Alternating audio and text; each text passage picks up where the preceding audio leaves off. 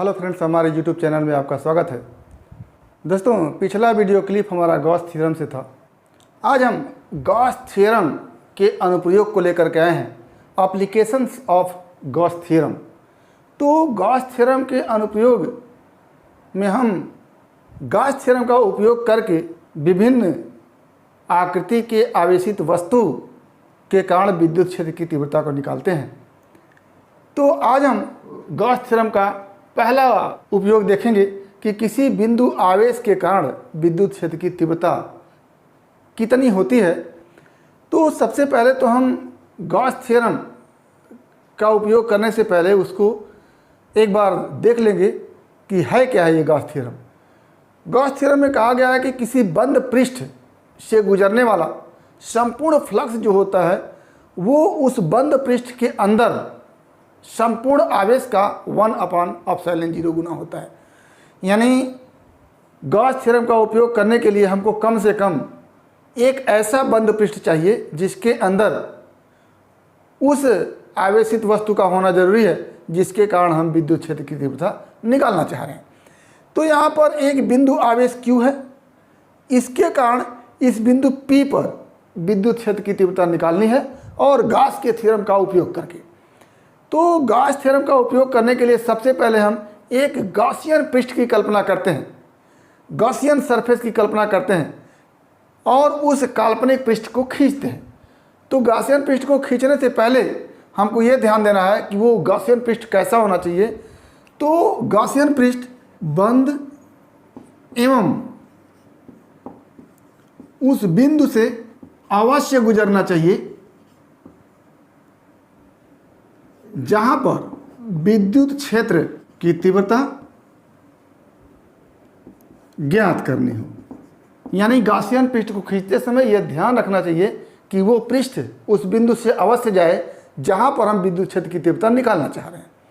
दूसरा, गॉसियन पृष्ठ खींचने का शर्त है कि आवेशित वस्तु, जैसे यहां पर बिंदु आवेश है तो ये बिंदु आवेश, आवेशित वस्तु बिंदु आवेश गॉसियन पृष्ठ के अंदर होना चाहिए, अंदर होना चाहिए। और तीसरी विशेषता क्या है कि गॉसियन पृष्ठ सिमेट्रिकल होना चाहिए। सिमेट्रिकल का मतलब कि गॉसियन पृष्ठ को ज्यामितीय रूप से दो बराबर भागों में बांटा जा सके और जितना भाग पहला हो उतना ही भाग दूसरा हो। ये तीनों शर्त गॉसियन पृष्ठ को खींचते समय ध्यान में रखना होता है। तो यहाँ पर इस बिंदु आवेश के कारण इस बिंदु P पर विद्युत क्षेत्र की तीव्रता हमको ज्ञात करनी है। तो एक गॉसियन पृष्ठ हम खींचते हैं जो बिंदु P से जाएगा। तो ये हमारा, अगर हम गोलीय गॉसियन पृष्ठ खींचे और इस गोलीय गॉसियन पृष्ठ के केंद्र पर ये आवेश Q हो तो कुछ इस तरह का गॉसियन पृष्ठ बनेगा जो P से होकर के जाएगा और इस गोले के केंद्र पर हमारा आवेश Q होगा। तो तीनों शर्त देखिए पूरा करेगा। गॉसियन पृष्ठ हमारा उस बिंदु से होकर के जा रहा है जहां पर हमको विद्युत क्षेत्र की तीव्रता ज्ञात करनी है। दूसरा, गॉसियन पृष्ठ के अंदर ही ये आवेश Q है, ये जो दूसरा शर्त है। और तीसरा शर्त है कि गॉसियन पृष्ठ सिमेट्रिकल होना चाहिए। यानी अगर इस गॉसियन पृष्ठ को दो बराबर भागों में बांटना चाहें तो ज्यामितीय रूप से बांट सके। तो ये हमारा गॉसियन पृष्ठ सिमेट्रिकल भी है, उस बिंदु से होकर के जा रहा है जहां पर हमको विद्युत क्षेत्र की तीव्रता ज्ञात करनी है और गॉसियन पृष्ठ के अंदर ही आवेश Q है और गॉसियन पृष्ठ सिमेट्रिकल है। तो इसमें बहुत ज़्यादा दिमाग लगाने की आवश्यकता नहीं है। गॉस के प्रमेय का उपयोग या गॉस थ्योरम का उपयोग कुछ ही प्रकार की आवेशित वस्तुओं के लिए है। तो वो गॉसियन पृष्ठ को आपको ध्यान में रखना है। अगर बिंदु आवेश के कारण विद्युत क्षेत्र की तीव्रता निकालनी है तो गॉसियन पृष्ठ कैसा होगा। रेखीय आवेशित वस्तु के कारण विद्युत क्षेत्र की तीव्रता निकालनी है तो गॉसियन पृष्ठ कैसा होगा। तो उस हिसाब से गॉसियन पृष्ठ को हम याद कर लेंगे कि इस तरह का गॉसियन पृष्ठ यहाँ होना चाहिए। अब हमने गॉसियन पृष्ठ खींच लिया है। इसके बाद इस गॉसियन पृष्ठ का एक छोटा सा अवयव जिसका क्षेत्रफल dA है हम लेते हैं और उस अवयव पर यह बिंदु P होना चाहिए जहाँ पर हम विद्युत क्षेत्र की तीव्रता निकालना चाह रहे हैं। तो ये छोटा सा अवयव हमने लिया जिसका क्षेत्रफल dA है और इस अवयव से गुजरने वाले फ्लक्स को हम निकालेंगे और उसके सहयोग से हम पूरे गॉसियन पृष्ठ से गुजरने वाला फ्लक्स निकालेंगे और उसको हम गॉस का प्रमेय का उपयोग करके हम विद्युत क्षेत्र की तीव्रता को निकाल लेंगे। तो सबसे पहले हम डी ए क्षेत्रफल का एक अवयव लिए हैं। क्या लिए कि क्षेत्रफल अवयव डी ए जिस पर बिंदु P स्थित है के लिए क्षेत्रफल वेक्टर की दिशा अवयव डी ए पर खींचे गए अभिलंब के अनुदिश होगा। जैसे इस क्षेत्रफल अवयव डी ए के लिए अगर क्षेत्रफल वेक्टर की दिशा जानना चाहें तो इस डी ए पर नॉर्मल खींचेंगे तो यही जो नॉर्मल होगा ये नॉर्मल ये क्या है क्षेत्रफल वेक्टर की दिशा है, ये नॉर्मल क्षेत्रफल वेक्टर की दिशा है। और इस बिंदु पर विद्युत क्षेत्र की तीव्रता ए की दिशा जानना चाहें तो इसके पहले हम पढ़ चुके हैं कि किसी बिंदु आवेश के कारण किसी बिंदु पर विद्युत क्षेत्र की तीव्रता की दिशा जो होती है वो आवेश को उस बिंदु से मिलाने वाली रेखा के अनुदिश और बाहर की ओर होती है। तो इस बिंदु P को आवेश से मिलाया तो ये रेखा बन गया और इसी रेखा के अनुदिश बाहर की ओर E की दिशा होगी। तो ये हमारा बिंदु P पर विद्युत क्षेत्र की तीव्रता E की दिशा होगी ये, और इसी दिशा में हमारा क्या है DA है। तो DA और E दोनों एक ही दिशा में है। तो क्या लिखेंगे कि बिंदु P पर विद्युत क्षेत्र की दिशा त्रिज्य एवं बाहर की ओर होगी, अर्थात वेक्टर E तथा वेक्टर DA एक ही दिशा में होंगे, एक ही दिशा में होंगे। तो ये हमारा त्रिज्य का मतलब होता है रेडियस के अनुदिश, त्रिज्या के अनुदिश और बाहर की ओर। तो ये अगर त्रिज्या r है तो r के अनुदिश इस बिंदु P पर विद्युत क्षेत्र की तीव्रता की दिशा होगी और बाहर की ओर होगी। तो ये हमारा E की दिशा हो गया, ये DA की दिशा हो गया और दोनों दिशा क्या है एक ही है। तो इस बिंदु P पर E की दिशा को देख लिए और DA की दिशा को देख लिए। तो इस एलिमेंट DA, इस अवयव DA से गुजरने वाला अगर फ्लक्स हमको निकालना हो तो वो d फाई कितना होगा उसको हम देखते हैं। तो क्या लिखेंगे कि क्षेत्रफल अवयव DA से गुजरने वाला विद्युत फ्लक्स, अगर d फाई इसको लिखे तो d फाई इक्वल टू क्या हो जाता है vector E dot vector DS या वेक्टर DE। यानी आप जानते हैं कि विद्युत फ्लक्स वेक्टर E और वेक्टर DA का डॉट प्रोडक्ट होता है और इसको हम लिखते हैं E का परिमाण इंटू DA का परिमाण इंटू कॉस 0। क्यों? क्योंकि दोनों E और DA के बीच का कोण 0 है, दोनों एक ही दिशा में है तो दोनों के बीच का कोण क्या हो जाएगा 0 हो जाएगा। तो यहाँ से हो गया हमारा d phi equal to E into DA cos 0 का मान 1 होता है। ये तो हो गया इस छोटे से एलिमेंट से गुजरने वाला विद्युत फ्लक्स।